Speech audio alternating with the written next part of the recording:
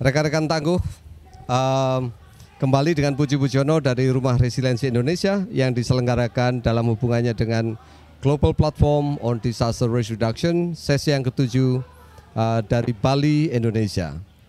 Kami mendapat kesempatan yang sangat berharga untuk berbincang-bincang dengan Kak Koko dari Pramuka, Indonesia. Sebentar saya akan meminta beliau memperkenalkan diri. Tapi kita akan berbincang tentang apa peran Pramuka, apa yang sudah dilakukan selama ini dan kemana arah ke depannya. Kak Koko, selamat datang dan terima kasih atas waktunya. Siap. Mari saya persilakan memperkenalkan diri, namanya dan apa yang dilakukan sekarang. Monggo. Baik, Kak Puji. Salam Pramuka, salam tangguh. Kakak yang saya hormati dan kesempatan yang baik ini, saya terima kasih Kak Puji Pujono ini yang menuntun saya sejak kecil lah gitu ya kalau kebencanaan. Sejak baru semua orang bilang saya menjadi guru, jadi baru bisa diajarin berjalan sampai kemudian dilepas. Oh gitu. Ya, Kak Puji. Terus. Ya Kak, nama saya Bambang Sasongko, tapi dipanggil akrabnya Koko. Saya di Pramuka untuk saat ini, jabatannya di nasional adalah andalan nasional untuk pengabdian masyarakat periode 2018 sampai dengan 2023. Kemudian di kuartil daerah, di andalan daerah juga sebagai Ketua Pusat Pengabdian Masyarakat dan Pramuka Peduli tahun periode 2020-2025. Lalu Pramuka DIY itu juga masuk sebagai anggota Forum PRB. Pak Puji. Jadi ini salah satu rumah bersama dan ini memberikan pembelajaran yang baik bagi Pramuka sehingga bisa terlibat dalam pengurangan risiko bencana. Sekarang kembali ke Mas Koko sendiri. Mas Koko ini jadi Pramuka ini sudah berapa tahun? Sejak tahun berapa ini? Iya Kak. Jadi waktu siaga saya 74. Waktu itu tahun 74 sudah jadi siaga kelas 4 SD. Belum tersusun sebuah yang latihan yang sekarang saat ini. Dulu itu terutama kalau diajak oleh pembinanya, diajak ke silaturahmi, menengok orang sakit gitu ya. Kemudian latihannya nyanyi. Kegiatan sosial lah waktu itu ya. Itu tahun 74 Kak Puji. Nah, terus jadi pengurus Pramuka sejak tahun berapa? Saya waktu itu sebelumnya ikut semacam ada pelatihan pendidikan itu Kak Puji yang memang untuk membangun kompetensi. Baru tahun 87 saya masuk namanya Dewan Kerja Daerah.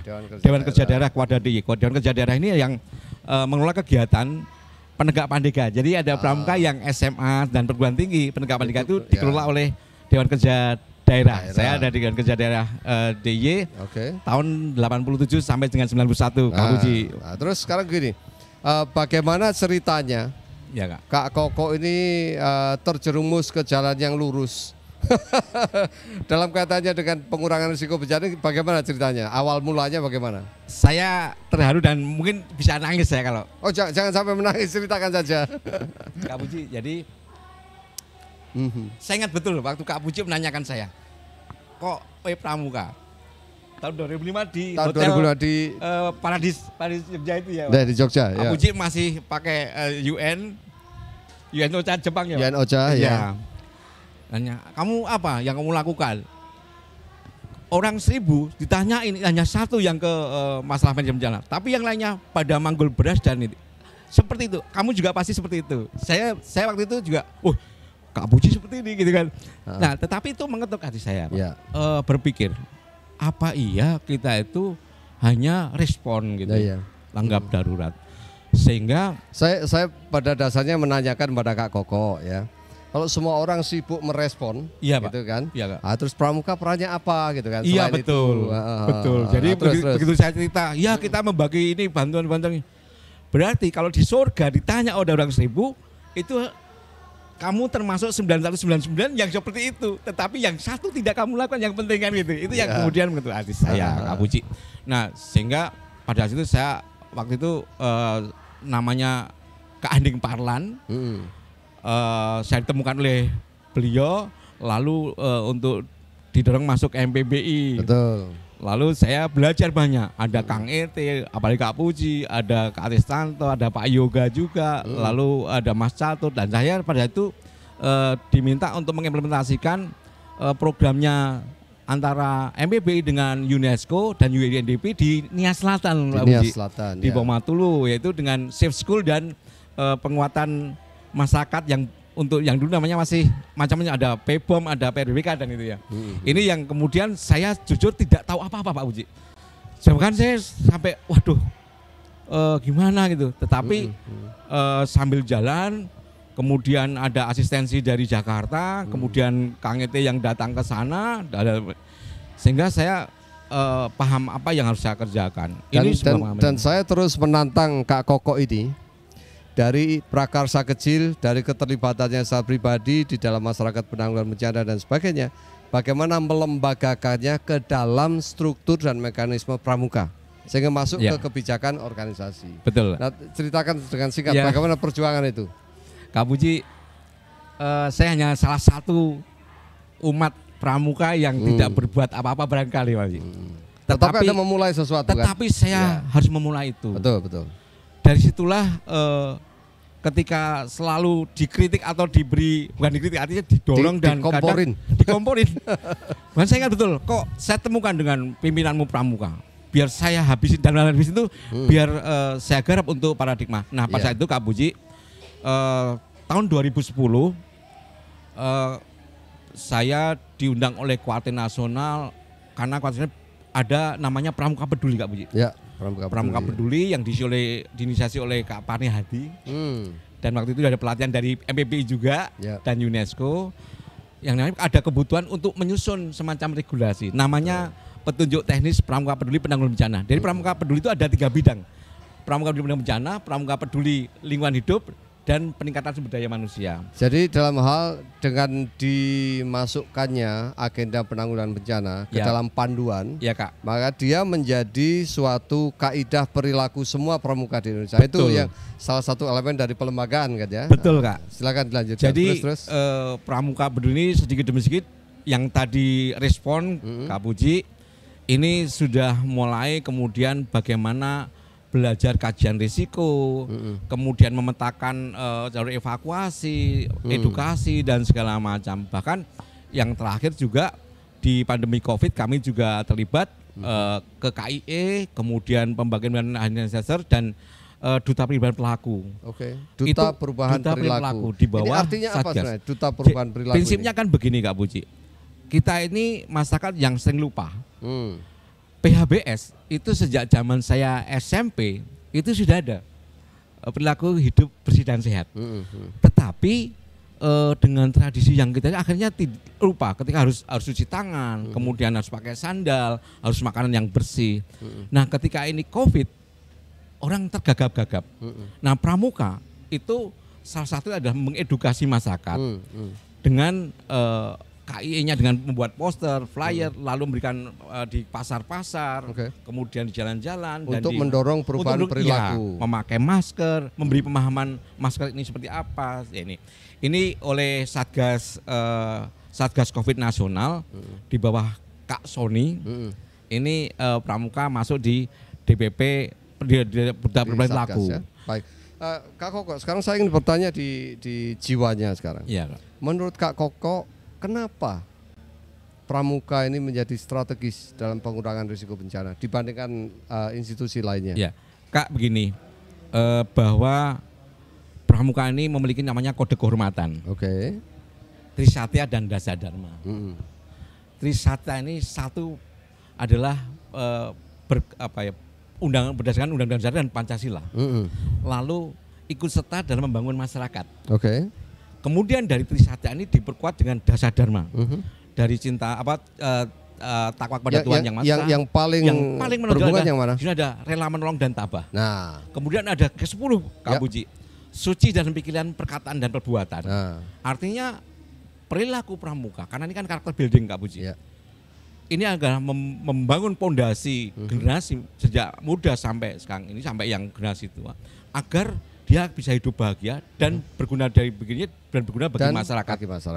Ini, jadi tata nilai dan norma pramuka itu menjadi fondasi yang kuat untuk pengurangan risiko bencana. Betul Kak Puji. Oke, baik.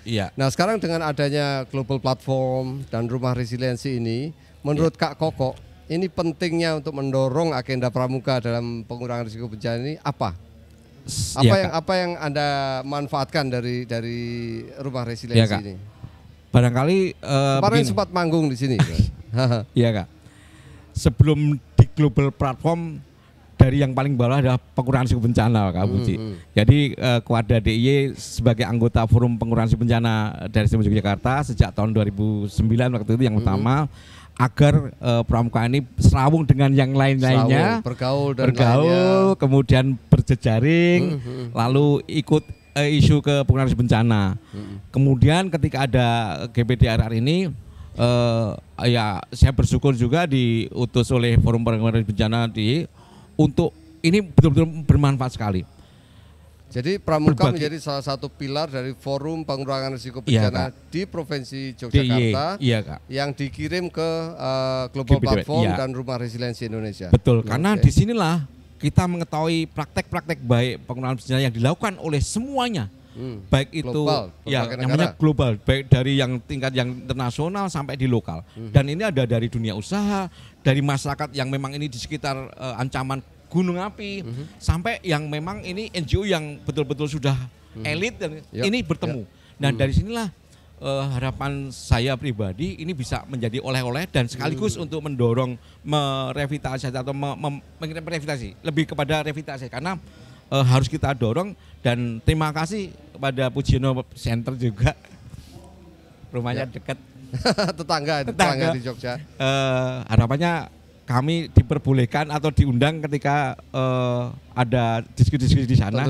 Dan kami juga ikut di jejaring Kak Puji sejak awal. Ya ada teman-teman yang memang masih. Jadi Rumah Resiliensi ini rupanya kalau yang saya dengar tadi menjadi ajang pertemuan para sektor, para pelaku termasuk pramuka, Forum PRB dan sebagainya dengan para pelaku lainnya secara global dan nasional. Nah, mudah-mudahan bisa membawa oleh-oleh. Baik, Kak Koko, kalau ada setengah menit lagi, Kak Koko bisa menyampaikan pesan kepada rekan-rekan tangguh di channel ini, saya persilahkan, monggo.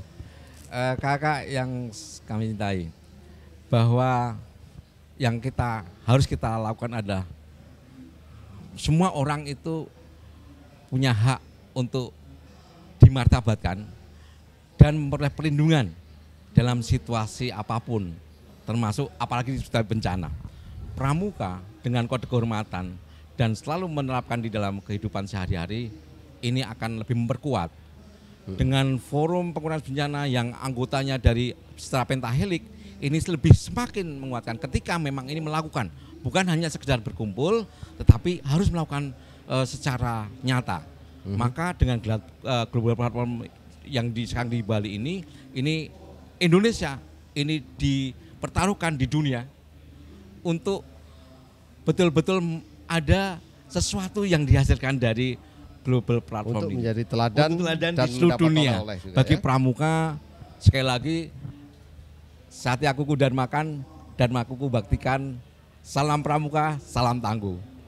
Baik, rekan-rekan sekalian, itu tadi pembahasan singkat saya dengan Kak Koko dari Pramuka yang mengatakan bahwa pramuka menjadi salah satu pilar dari pengurangan risiko bencana, terutama bagi saudara-saudara kita yang mempunyai potensi atau sedang mengalami atau sudah mengalami situasi di mana martabat dan keselamatan serta kemakmurannya dipertaruhkan.